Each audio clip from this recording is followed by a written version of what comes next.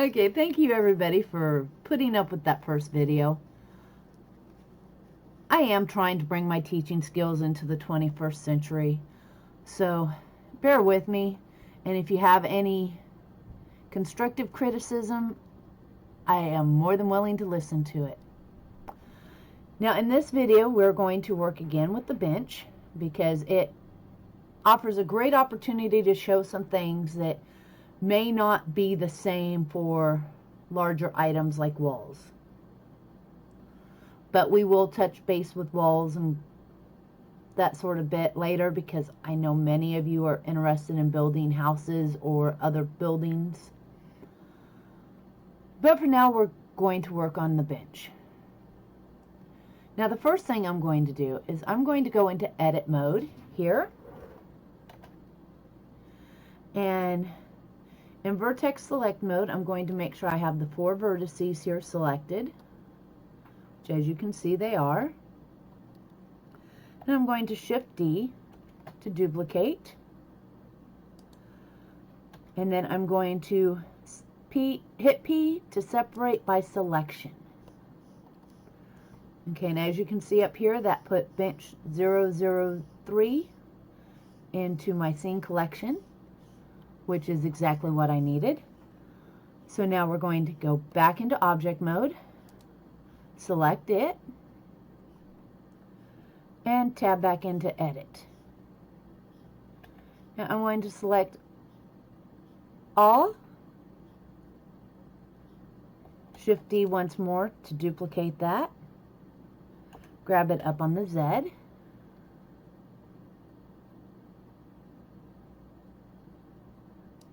like so, scale it down on the X,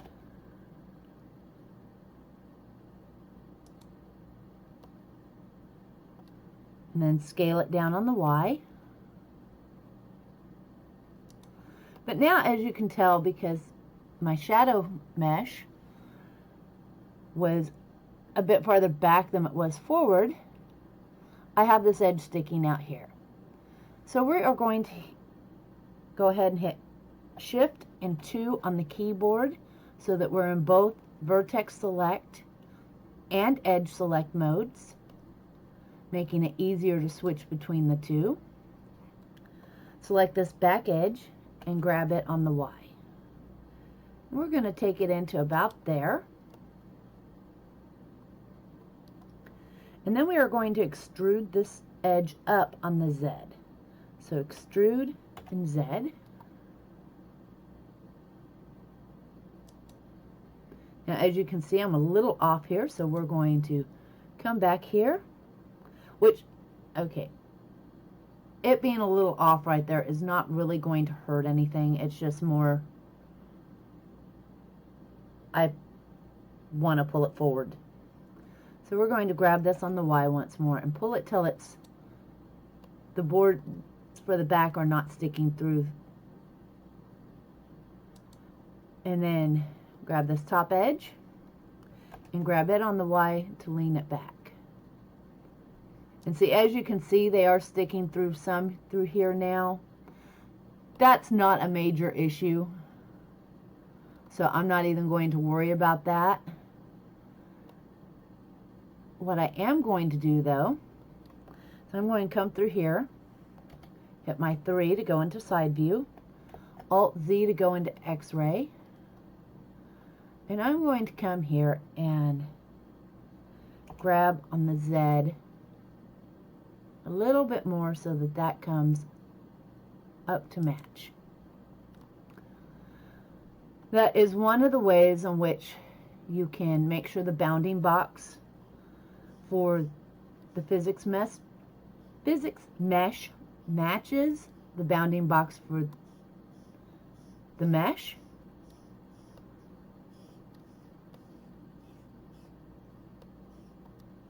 And now I'm going to extrude down on this front one.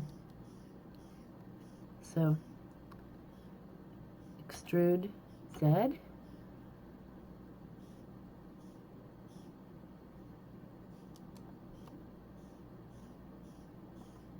And once again, I see that my edge was a little off here, so we're going to select it and grab on the Y. Now with it selected, we're going to go ahead and hit V. Now, for this part, you may not, it's sometimes hard to tell which edge you actually have then once you've dropped the V. But if you look here, you see that my yellow is running back, which is telling me that my top, or the seat part, is the edge that I have. So I'm going to grab this on the Y to pull it back just a little bit, so I have that gap there. And then I'm going to come back here and do the same thing on this one.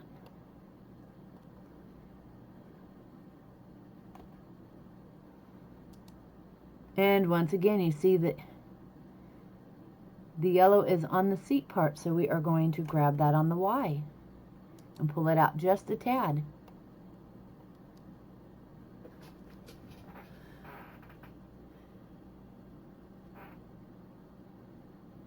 This is now the simplest mesh, or physics mesh we could have for this. If you wanted to make it so that, say you could walk on the table or have the arms be where somebody can't walk into them. Well, okay, technically they won't be able to walk into them because the seat mesh will stop them once they get to that. So they'd only be able to step in a little ways. But we're still going to go ahead. Now we're going to go into face select mode.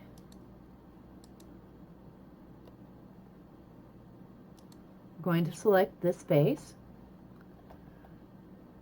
Shift D. Grab on the Z.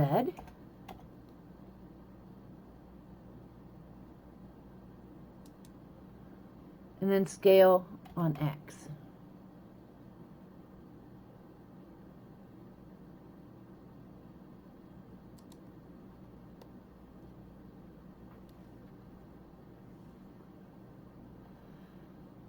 And once again, I'm going to Shift D that, grab on X, take it over to this arm,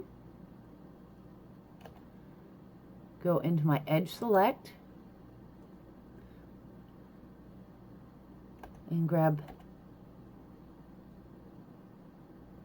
that like so.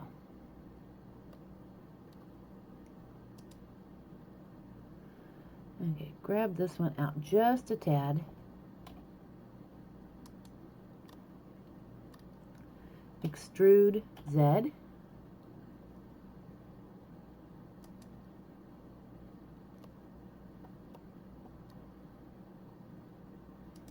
Grab this edge.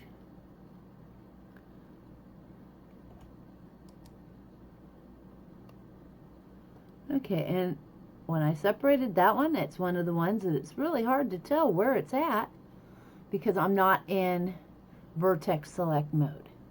So if I come up back up here and I hit 1 on my keyboard too, it will give you the yellow lines then showing which vertex you are on.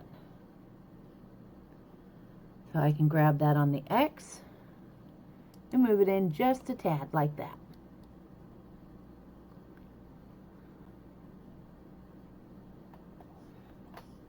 And I went ahead and just went into all three, so I'm now in vertex, edge, and face select modes.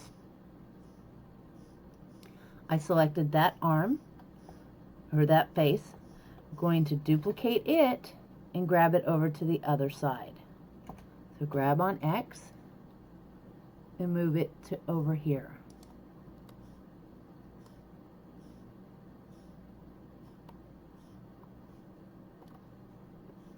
Grab that edge, extrude Z,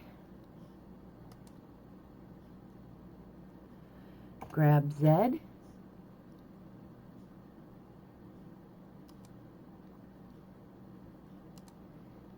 and one last time there, we are going to split that. This time it's going down, so we're going to grab on the Z. Just a bit like that. And that is a very simple physics mesh that will now match our bounding box for our mesh and let us interact, walk on, or whatever for not just the seats, but for even the table or the arms. Now also, let me come here, go into edit mode. The materials really are not needed on the physics mesh, so I'm just going to delete these out. And to show you what I mean here, we're going to come here, back to our viewport display.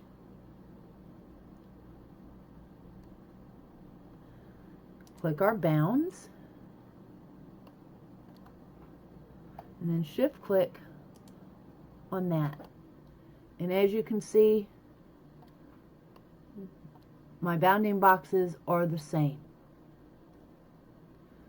So that means this will be a good physics mesh for NSL. And in the next video, we'll upload it and I'll cover the uploading options. So I will see you guys in SL in a few minutes.